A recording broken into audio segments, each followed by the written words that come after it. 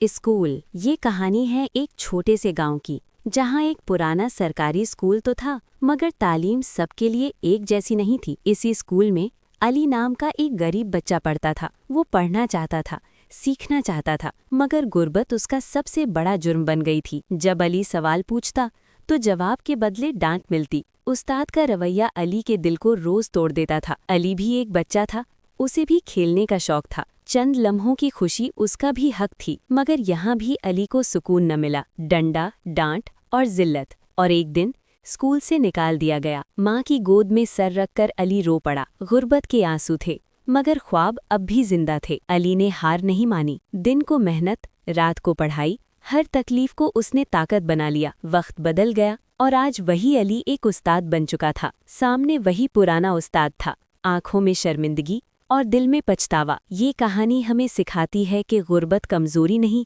और उस्ताद का काम डंडा नहीं, बल्कि हौसला देना होता है।